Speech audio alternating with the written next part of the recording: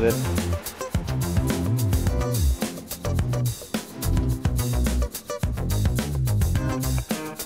Burası akşamları bu şekilde.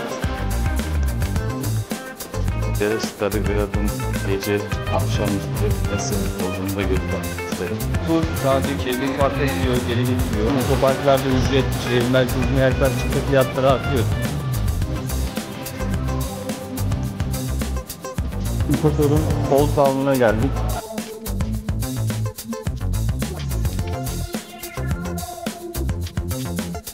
Niye vuruyorsun? Normal ne? Sen bana ver bana.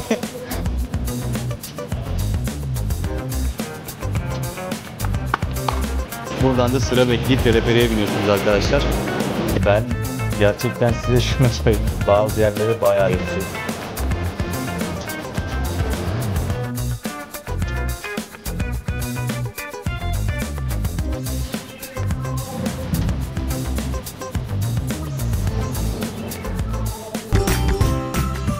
Dönme dolabın diğer tarafına giderseniz bu yürümediğimiz cadde, bahsettiğim yerde burası. Burada eczane var. Böyle spor mağazaları var. Gezmek isterseniz eğer. Biz şu an yemek yiyecek yer arıyoruz. Yemek burada biraz sıkıntı arkadaşlar. Yani yemek bayağı bir sıkıntı. Burada fast food yemekten artık hamura döndük. Burada da Gotto'nun şubesi var. Dondurmacının. Açlıktan başka yerleri çekiyorum artık. Ali burada açlıktan bize bakıyor galiba hala. Tarafta da bir şeyler varmış ileride ama. Akşam burada gezebilirsiniz. Sadece bu kordon boyu var. Yine kalenin oraya gidebilirsiniz. Burada genelde balık restoranları var arkadaş. Deniz mahsulleri var. Evet. Hadi göstereyim. Bizimkisi. Tabiri caizse. Burada dışarıda akşamları yemek yeme kültürü bayağı var. Bu kordon burası bayağı kalabalık. Şöyle şurayı da göstereyim. Sahilde insanlar, denize sıfır. Burası her akşam böyle kalabalık oluyor. Buranın akşamında aslında yapacak çok da bir şey yok. Bunun dışında arkada dönme dolabın olduğu yer biraz aktif. Old Town'un orası biraz kalabalık. Orada da kafelerde falan takılacaksınız. Gece kulüpleri şöyle. Biz dün bir kere çıktık. Bir merak ettiğimiz için bir baktık. Onun görüntülerini de ekleyeceğim şimdi buraya. Ama tabii ki Türkiye'de yaşıyorsanız, özellikle İstanbul'da vesaire yaşıyorsanız, büyük şehirlerde buradaki gece kulüpleri pek hoşunuza gitmeyecek. Yani burada bahsedilen o eğlence ortamı bizce pek yok. Açıkçası görüntüleri ekleyeceğim, siz karar verin. En lüks yerlerden birine gittik ama bayağı küçük ve sıkıcıydı. Birkaç saat durduk çıktık zaten. Ben görüntüleri eklerim. Birkaç bir şey çektim telefondan. Kamerayla zaten giremiyorsunuz. Onları da izler, siz karar verirsiniz artık. Biz bu akşam da buradayız. Yarın Kotor'a geçeceğiz. Kotor videosunu da daha sonrasında editleyip yayınlayacağım. Kotor'u daha çok merak ediyorum. Bu da çünkü çok küçük bir yer. Gezecek tarihi yerler de çok az. Buraya da çok fazla vakit ayırmaya gerek yok. Ama deniz tatili yapacaksanız 3-4 gün burada sıkılmazsınız. Denizi çünkü ben beğendim. Denizi bayağı güzel, plajları bayağı güzel. Onun dışında çok da bir esprisi yok açıkçası.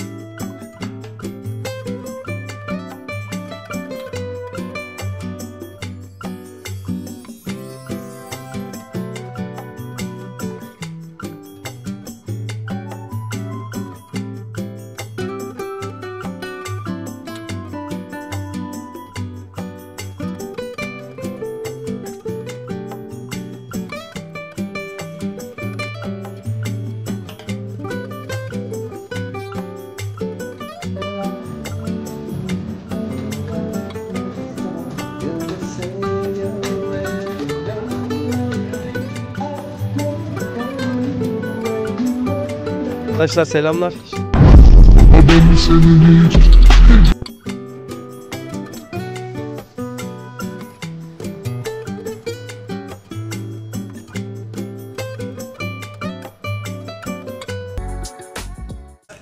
Bu yol biraz karanlık. Burada herkes kendine göre bir etkinlik bulabilir. Kahve içmeyi seven olabilir. Rakı içmeyi seven olabilir.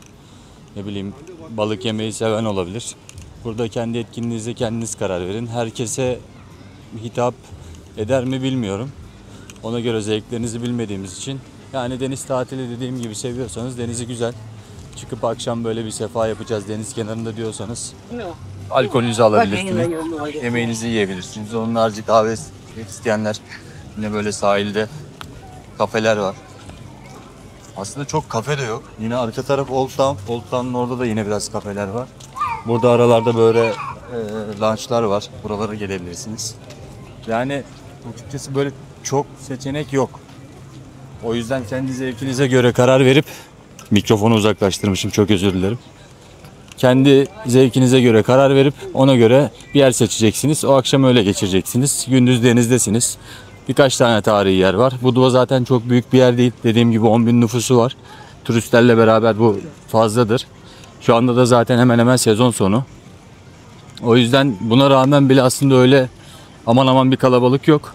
Yani dediğim gibi bazı insanlar en azından yani buna benzer yerlerde yaşayanlar, özellikle İstanbul, İzmir, Antalya sahil kesiminde yaşayan insanların burayı böyle çok bayıla bayıla seveceğini düşünmüyoruz. O yüzden ona siz karar vereceksiniz. Biz pazar gününe kadar buradayız. Yarın Kotor'dayız. Bakalım orayı beğenecek miyiz? Bakın, gece kulüplerinden bir tanesi burası. Admira diye bir gece kulübü var hemen arada.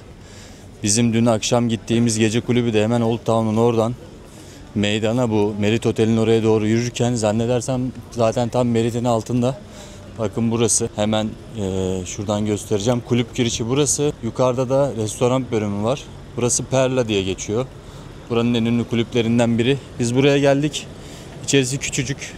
Yani bazı durumlarda bazı insanlar için rahatsız edici durumlar da var. Biz İstanbul'da böyle mekanları az çok bildiğimiz için bizim için çok iç açıcı değildi. Zaten çok durmadı. Ama sizin tercihiniz. En azından geldiğiniz zaman bir kere girin, bir bakın. Yani sonuçta tatile gelmişsiniz. Belki siz seversiniz, bilmiyorum. Biz korona aldık birer tane. 6 euroydu. Artık diğerlerinin fiyatına çok bakmadım. Onu da çektim ama karanlık çıkmadıysa onu da paylaşacağım bunun hemen peşinden sizlerle.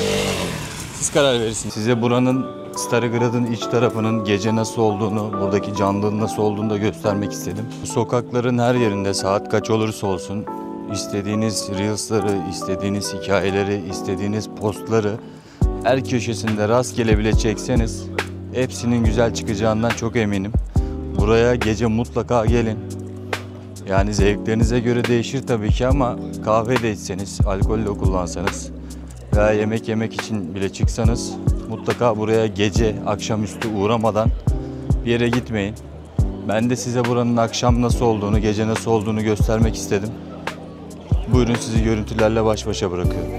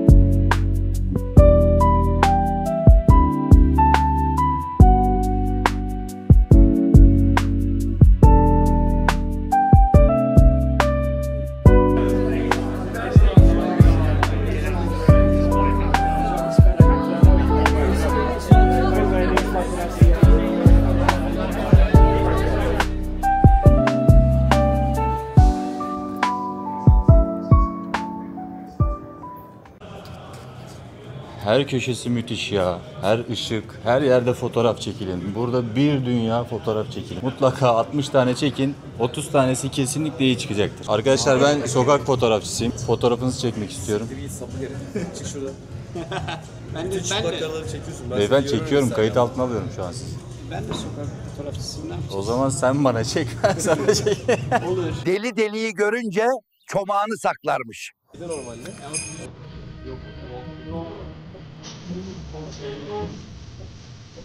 Arkadaşlar, ne yapıyorsunuz orada?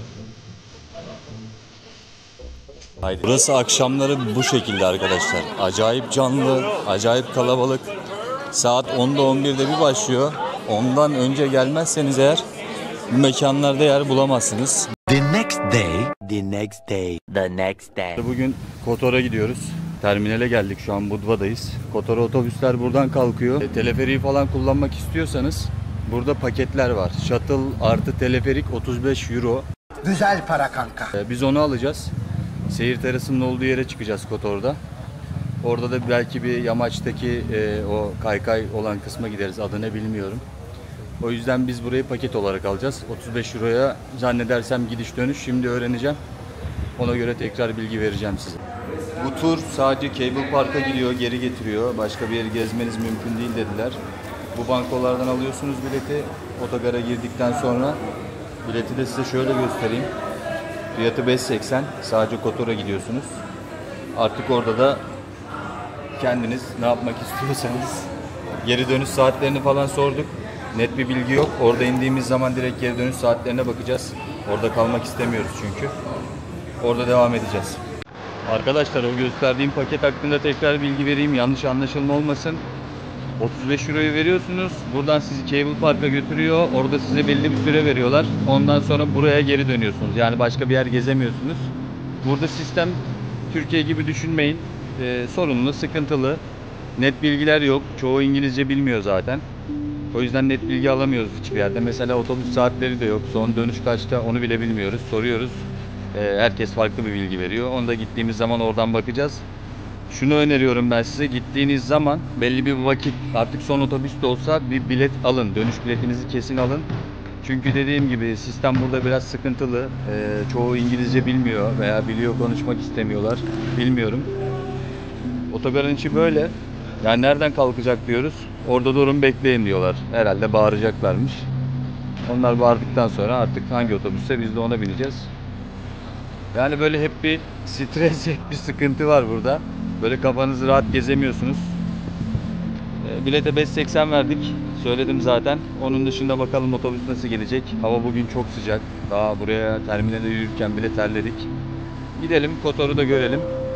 Orayı da gezmiş olalım. Eğer oradan bulabilirsek yolu, bu sistemi çözebilirsek teleferikle yukarı çıkmak istiyoruz. Seyir terasının olduğu yere. Orayı da çekmek istiyoruz. Ona göre gittiğimiz zaman onun bilgilerini de vereceğim. Geldik. Kotor'un böyle bir terminali var. Yani hiçbir şey burada neden anlatıldığı gibi değil. Benim aklım almıyor. 1,5 saatte geldik. Yollar o kadar kötü ki. Yani memlekette yol yok. Hiçbir yerde yol yok. Buranın bence en büyük sorunu bu. Zaten çok dağlık. Normalde bizim arkadaşlar dün 45 dakikada gelmişler. Biz bugün 1,5 saatte geldik.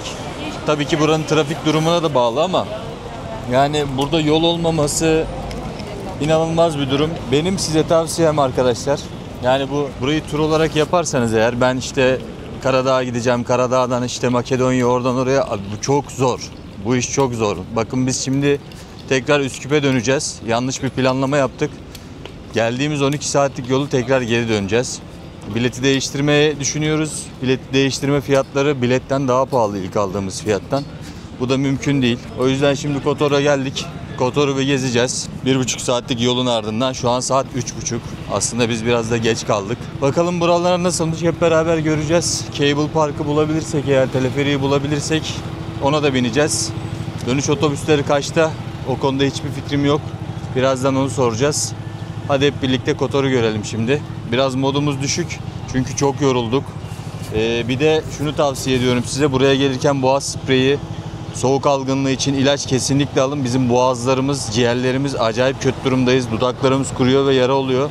Onun için de krem mutlaka getirin yanınızda. Acayip bir havası var. Artık havadan mı sudan mı bilmiyorum ama yanınıza mutlaka yeterli ilaçları alın. Terminalden çıktınız. Böyle sağ tarafa döndünüz. Biz de sizle beraber keşfedeceğiz aslında. Biraz haritadan falan baktım. Hemen şurada ileride bir Old Town'u var buranın. Zannedersem Budva'nın Old Town'undan biraz daha büyük. İlk önce orayı gezeceğiz. Ondan sonra bir rota hazırlayacağız kendimize. Bakalım nereler yakın, nerelere gidilir. Bugün burası kalabalık. Trafik de fazla.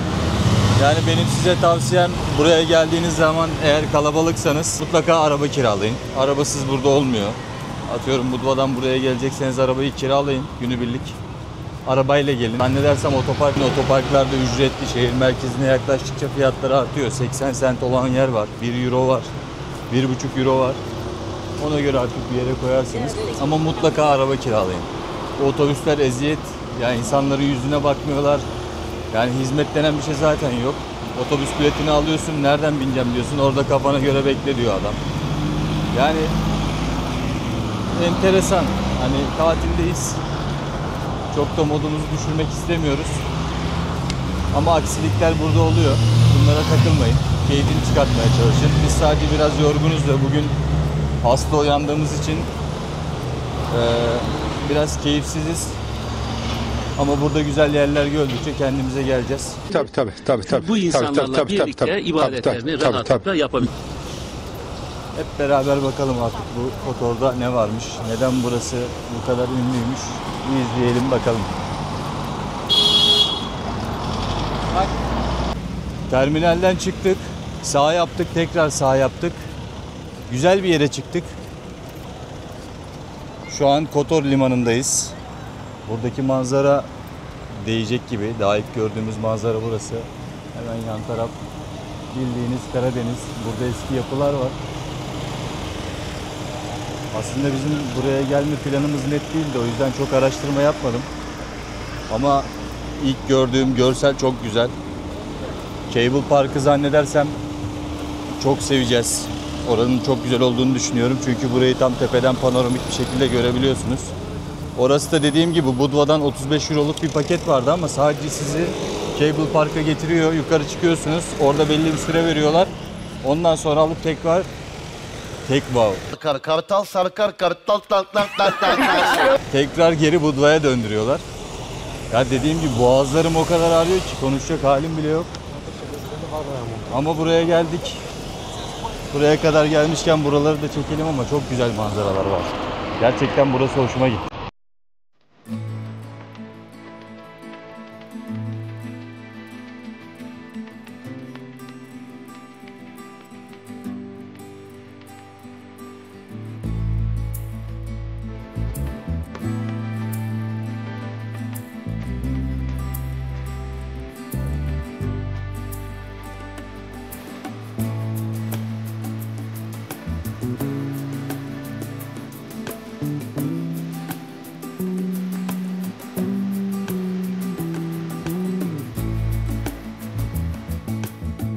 Arkadaşlar burası Port of Kotor diye geçiyor. Burası Kotor Marina. Tam dediğim gibi terminalden çıktınız. Sağa yaptınız veya siz uçakla da gelebilirsiniz. Uçakla havalimanı nerede hiçbir fikrim yok. Buranın marinası böyle. Manzarası müthiş. Yani bu manzarayı Budva'da bulamazsınız. Yani Budva'da da güzel yerler var ama burası benim daha çok hoşuma gitti. Bu manzaralar olarak. Tam iki dağın arasında kalıyoruz. Bu taraf da böyle komple dağ. Bence çok hoş bir manzara. Şimdi Old Town'a gidiyoruz. Old Town'u arıyoruz. Zannedersem burası ama içeri nasıl gireceğiz bilmiyorum. Biraz şu marinanın tadını çıkartmak istiyorum. Yalnız yol nasıl güzel. Buranın acayip yolları var ya. Sürekli dağın eteklerinde yürüyorsunuz. Sürekli deniz kenarındasınız. Yeşillik var, mavilik var. Yani şuranın yolları güzel olsun. Hani şehir dışındaki ulaşımlar güzel olsun. İnsanları biraz daha naif olsun. Burası tadından yenmez. Bu Kotor Marina'nın yanından yürürken hemen dediğim gibi burası sağ taraf Old Town'muş. Manzarası çok güzel diyorlar. Şimdi içine gireceğiz. Ayrıyeten Kotor hakkında bilgi vermek gerekirse burayı biliyorsunuz UNESCO listesinde. Yani burası dünya mirası. Önemli bir yer. Manzaraları müthiş. Acayip hoşuma gitti. Şimdi buradan karşı tarafa geçip Old Town'a gireceğiz. Şu başımın ağrısı da biraz geçerse eğer, enerjim biraz daha yükselirse şakıyacağım sizin için. Hemen Kotor Körfez'de biraz yürüdünüz. Karşı tarafa geçiyorsunuz. Şimdi de tam Kotor'un Old Town'una geldik. Burası da Kotor'un Starigrad'ı. Bir de burayı gezelim. Burası daha giriş. Buranın girişi daha geniş arkadaşlar. Zaten içerinde daha geniş olduğunu söylediler. Şimdiden zaten belli oluyor. Şu görüntülere bakar mısınız? Aşırı kalabalık. Bu kadar kalabalık beklemiyordum. Bugün günlerden cuma. Burası daha hareketli arkadaşlar. Bakın dondurmacılar, kafeler bu saatte bile inanılmaz kalabalık. Ne taraftan gitmem gerektiğini bilmiyorum şu an. Bir taraftan başlayalım, diğer tarafına doğru dönelim ama şu manzaraya bakın ya. İnanılmaz bir yer.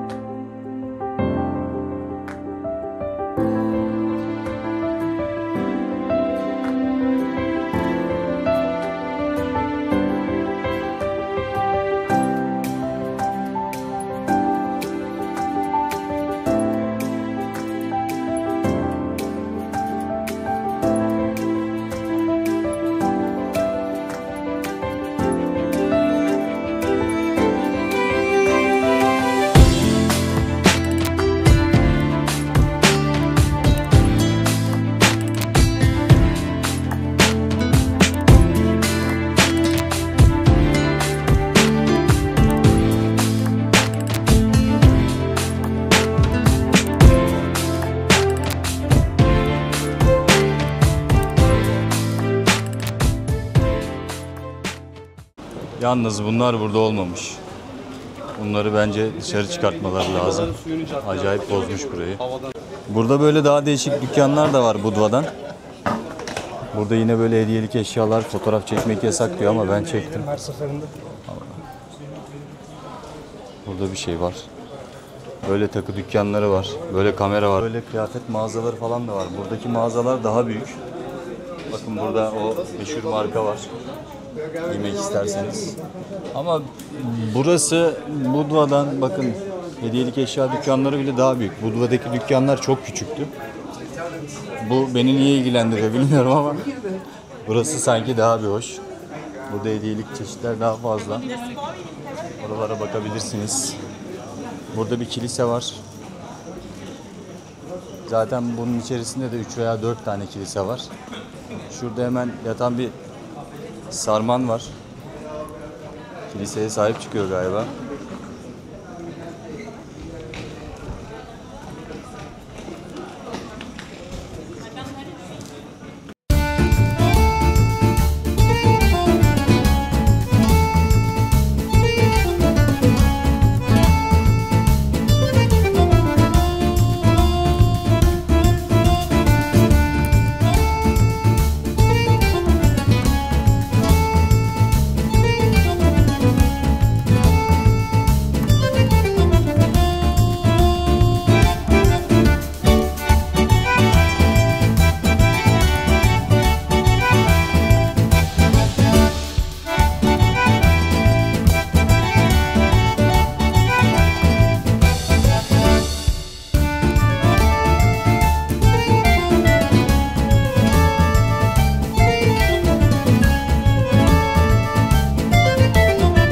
Mane no sen bana ver mane. Deli deli hareketler yapıyorsun, çocuk korkuyor. Ha mane. Aynen. Her yerime vurdu ya. Kafama dostum her yerime vurdu. Rahatsız mı? Sırtım kıpkırmızı oldu ya. Bütün deliler beni buluyor. Arkadaşlar bir kilise de burada var. Tabii ki nedir? Ben bunun da ismini bilmiyorum. Aziz St. John's Kilisesi olması lazım burası ama hiçbir yerde bir şey yazmıyor. Yani yazıyor da biz okuyamıyoruz.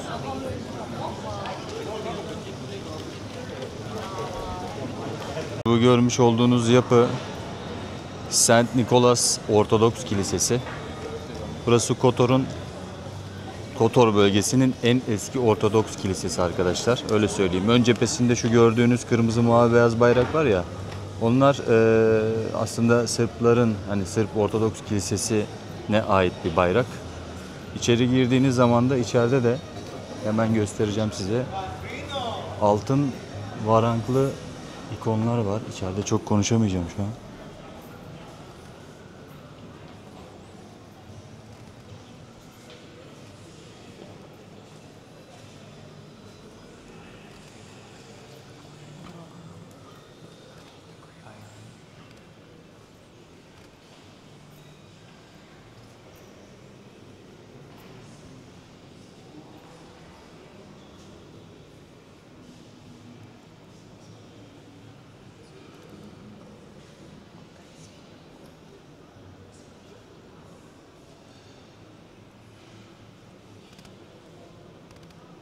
Bu nasıl ayırt ediyorlarmış arkadaşlar biliyor musunuz? Şu yukarıdaki haç işareti var ya. Bu haç işareti Sırplara ait bir haç işaretiymiş. Onları simgeliyormuş. Bu kiliseyi de diğerlerinden bu şekilde ayırt ediyorlar aslında. Gördüğünüz ufak balkonların bir sebebi varmış arkadaşlar. Bu arada şu camda bir kedi var. 2 saattir onu izliyorum ama yetiştiremedim. Bu balkonların sebebi arkadaşlar eskiden burası inşa edilirken en alt katı mutfak, üst katı oturma odası ve en üst katı yatak odası olarak inşa ediliyormuş. Hatta bazı taşların arasında çukurlar göreceksiniz. Onlar da kuraklık döneminde yağmur suyunu biriktirmek için aslında yapılmış onlar. Daha sonrasında en alt kat mutfak yapıldığı için 1969 depreminden sonra en alt katları ticarethane yapılacak şekilde inşa etmeye başlamışlar. Çünkü onun daha öncesinde en alt kat mutfak olduğu için herhangi bir yangın durumunda bütün bina yanıp kül oluyormuş. 1969 depreminden sonraki yeniden restore ve inşa işlemlerinde artık en alt katları ticarethane olarak kullanmaya başlamışlar. Bu balkonların da aslında sebebi o. O dönemlerden kalmış. Yani yatak odasına yapılmış balkonlar aslında gibi düşünebilirsiniz. Yalnız bu çöp kutuları burada olmamış ya. Acayip bozmuş mevzuyu bence. Selam. Güzellik, ne haber? Demek ki umurunda değilim ha. O zaman gidiyorum. Bakın arkadaşlar, bu altında ticarethane olanların hepsi 1969 depreminde büyük zararlar görüp yeniden yapılan yerler. Bazılarının altında hala ticarethane yok. Bu da 1969'da depremden sonra değişmiş. Ama bazılarında hala hem ticarethane var hem balkonları bunun en üst katta değil. Hala bazılarının balkonları en üst katta. Onlar da sanırım az zarar görüp restore edilenler. Bakın mesela bu. Ama bu da restore edilmiş gibi duruyor. Böyle buranın küçük küçük meydanları var. Bu Budva'da yok. Budva'da bir tane meydan var. O da zaten küçücük. Burada böyle halılar var. Her yer hediyelik eşya, dondurma. Dondurma ne kadar göremiyorum. Topu 2.90 arkadaşlar. Tek top. Burada kıyafetler falan var. Burası bildiğiniz artık AVM gibi olmuş. Bir de bir bilgi vereceğim. Şu klimayı görünce aklıma geldi. Gereksiz bir bilgi vereceğim size. Ama biz çok takıldık, acayip. Kesintisiz hemen hemen her klimanın suyu yürüdüğünüz cadde ve sokaklara damlıyor. Yani kaldırımlarda yürürken özellikle Budva'da, şu an burada daha denk gelmedim. Bütün su, klimanın bütün suyu caddeye damladığı için her geçtiğinizde oraya maruz kalıyorsunuz. Bir yeriniz kesinlikle ıslanıyor. Bakın bunu aklınızda tutun. Budva'ya geldiğiniz zaman beni mutlaka anacaksınız. Bu bilgiyi de kimse vermez. Çok gereksiz ama çok sinir bozucu bir durum. Biz sürekli giyinip işte dışarı çıkıyoruz, güzel güzel giyiniyoruz. Bir bakıyoruz üstümüze klima suyu damlamış. Bayağı da dökülüyor. Borularını bildiğiniz caddelere ve sokaklara adamlar yöneltmiş. Oraya akıyor. Burada kimse bir şey söylemiyor. Yalnız arka taraf çok hoş değil mi ya? Ben de izliyorum buradan sizle beraber. Buraya giremediğimiz için biraz araştırma yaptım şu an ChatGPT'den arkadaşlar. Bu görmüş olduğunuz katedral Saint Trapon Katedrali. Yani Katedrale Svetok Tripuna diye burada ismi telaffuz ediliyor. 1166 yılında inşa edilmiş burası. Karadağ'ın en eski ve en önemli Roma Katolik katedrallerinden bir tanesi. Kotor'un koruyucu azizi olan Aziz Trafon'a adanmış bir katedral burası. Romanesk mimari tarzında yapılmış. Zamanla deprem nedeniyle onarımlar görmüş. Zaten bakın sol tarafta 1166, sağ tarafta 2016 yazıyor. Zannedersem restore tarihi orası. Çift kulesiyle en eski, yani şehrin en eski dikkat çeken yapılarından bir tanesi burası. Zaten arkasındaki dağ manzarasıyla müthiş bir görüntüsü var bence.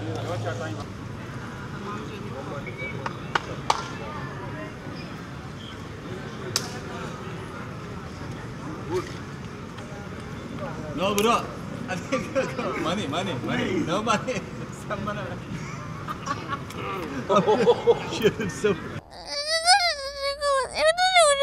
Cable Park için buraya geliyorsunuz. Biletinizi buradan alıyorsunuz. Turnike'den geçtikten sonra burada otobüs bekliyor. Şöyle göstereyim size bilet fiyatını. 30 euro sadece yukarı çıkması. Sonra geri alıp sizi buraya terminale geri getiriyorlar. Otobüs terminalindeyiz şu an, indiğimiz yerdeyiz. Burası çok sıcak, terledik. Ama oraya çıkmadan da gitmek olmaz diye. Şimdi otobüs bekliyoruz, şatılı. Sonra yukarıdayız. Cable car'a geldik. Shuttle bu. Bindiğiniz yerde burası. Hemen buradan tepeye kadar çıkacağız. Yani umarım. Bakalım, yani her yerde sıra oluyor, bir de hızlı yürümeye özen gösterin. Böyle kalabalıkla beraber devam ettik. Burada böyle bakkal falan da var. Şöyle tabelaları göstereyim, buradan takip edersiniz. Gondol diye geçiyor tabelalarda. Biz de kalabalığın peşine takıldık, gidiyoruz. Acayip sıcak. Üstümdeki gömlek bile yapıştı bana. Acayip huzursuzum ama çıkacağım. Buraya kadar geldim. Hep beraber göreceğiz yukarıyı. Gerçi her yerde var, görüyorsunuz ama bir de benden görün bakalım.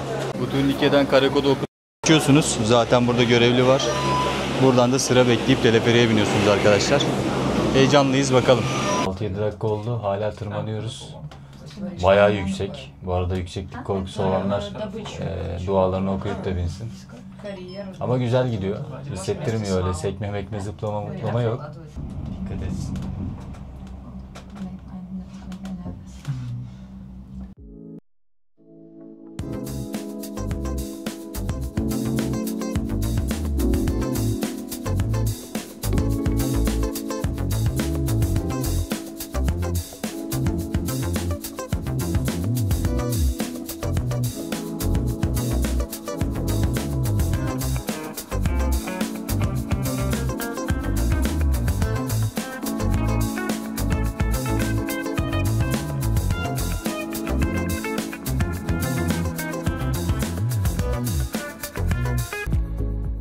Gerçekten size şunu söyleyeyim. Bazı yerleri bayağı yüksek.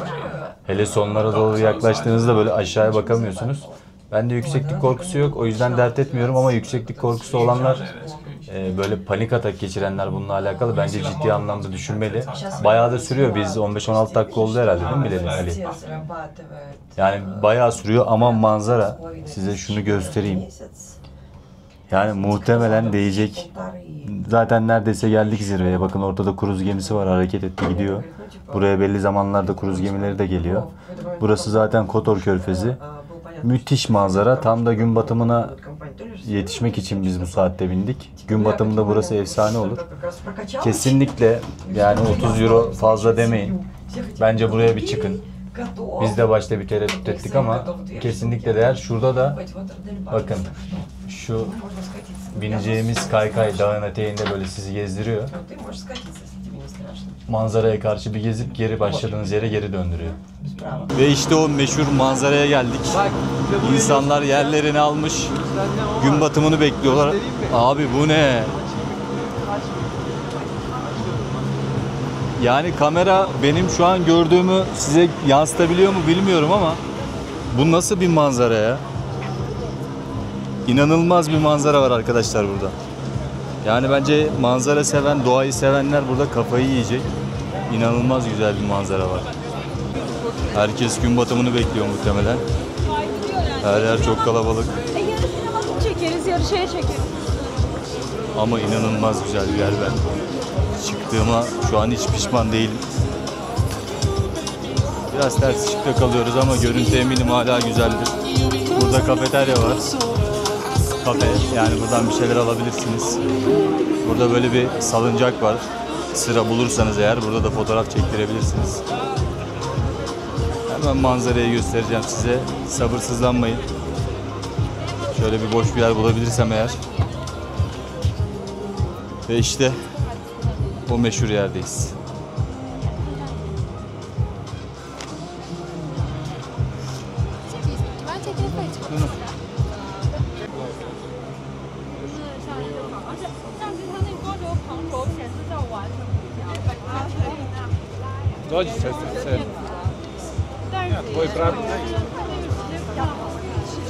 Salıncağı boş yakaladım arkadaşlar. Tek başıma oturdum. Oh! Manzaram da böyle. Bu kadar kişi varken burada bu salıncağa niye kimse oturmaz ya? Burada böyle var ya, yatıp ve 10-15 dakika kestireceksin. Tam Türk mantığı. Benim yine turist çantam yanımda. Hiç alışık değilim bir şey taşımaya, böyle yük edinmeye hiç alışık değilim. Abiye nazarım değdi, abi düşüyordu. Ama yalnız deli kahkaha atardım düşseydi, var ya, ayağa takıldı da. Ben böyle şeylere çok gülüyorum ya. Biraz dertleşelim. Kardeşim dolu burası. Hey WhatsApp. 1 euro burası. Oğlum bu kadar kalabalıkta diyorum. WhatsApp Niye oturmuyor millet buraya? Abi sen de nereden geldin ya? Türk müsün sen? Aynen. Abi burası I'm Turkish. yan yana çekelim miydi? Olur. Üsküp'ten kalktık buralara kadar geldik. Hatta Üsküp Sarıyer'i derken bıraktık geldik. dilimiz titriyor artık. Abi bir de döneceğiz yarın oraya döneceğiz. Arkadaşlar bak tekrar ediyorum bu güzel manzarada. Diyorum ki buranın yolları çok beter. Biz Üsküp'ten buraya 12 saat otobüs yolculuğu yaptık. Bizim amacımız Üsküp, yani Makedonya, Arnavutluk, Karadağ, Bosna Hersek, Belgrad gidecektik. Üsküp'ten, Makedonya'dan Karadağ 12 saatte geldik. Başka hiçbir yere gidemedik. Ne anlattığını anlayan var mı? Benim kafam karıştı. Ben 24 yaşında cahil bir genç kızım. Sen Üsküp nerede, Arnavutluk nerede bilmediğin için Arkadaşlar, senin ben kafan karışıyor. Üsküp'te video çekerken burası neresiydi diye bir 5 dakika düşündüm bir ara. O yüzden sorun değil. Bu arada seslerimiz benziyor olabilir. Bazen ben yorgunken o çekiyor benimkileri. O yorgunken ben çekiyorum. Kaldır arkası yürüyüş ya. Arkası gözüksün. Bakın bu arkadaşlar da Türk. Çok Türk var arkadaş. Burada mahallede gibisiniz yani. Şu arka taraftan bir yol gidiyor ama nereye gittiği hakkında en ufak bir fikrim yok. Rock shop falan var rock sevenlere. Burada buranın haritası var arkadaşlar. Burada ne var? Acayip merak ediyorum. Millet bakın buradan yukarılara da çıkmış. Şimdi oraya çıkacağım. Harika fotoğraflar çıkıyor. Şimdi az önce gösterdiğim yere çıkacağım. Buradan daha yüksek yerler de var. Daha ne kadar yüksek olabilir ki? Buradan böyle bir patika yol gidiyor. Bakın cable car aşağıda hemen. Bu arka taraftan da güzel bir manzara çıkacak diye düşünüyorum. Çünkü bayağı kalabalık. Başka bir şeylerden kısın.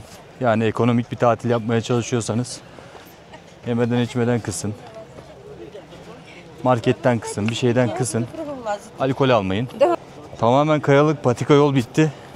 Hangisine bassam diye karar veremiyorum. İkizler Burcu olmak böyle bir şey işte. Manzaranın güzelliği. Der susarım.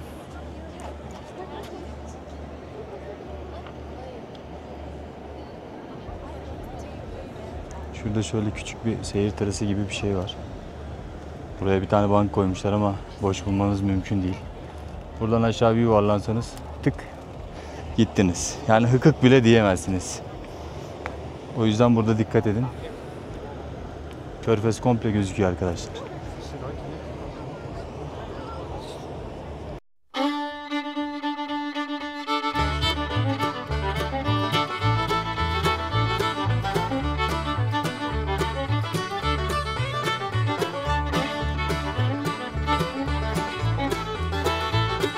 We were just two lovers, sitting in the car, listening to blind, falling for each other. Pink and now just got a friend, super chill, listening to the clever. Miss girl from another.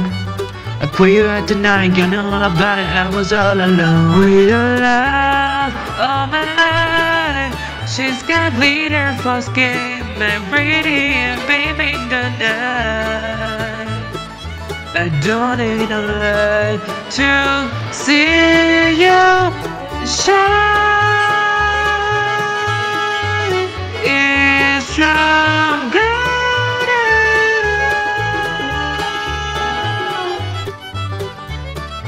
You slow down time in your bed.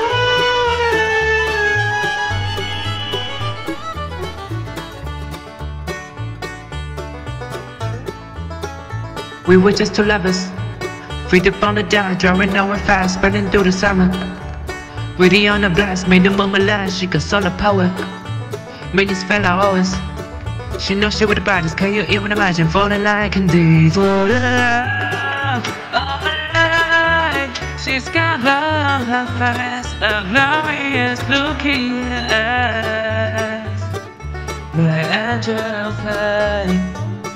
I was all alone with your love all my life.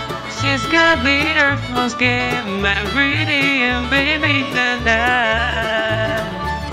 I don't need a light to see you shine. It's love.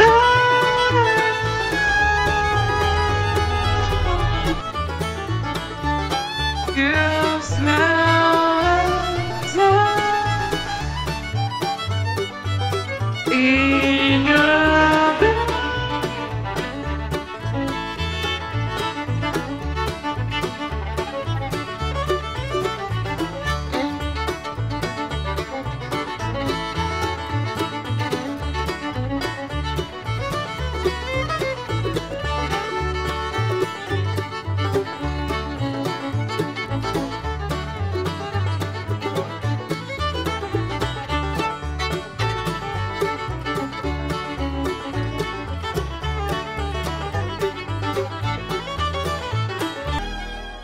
Biz günü batırdık.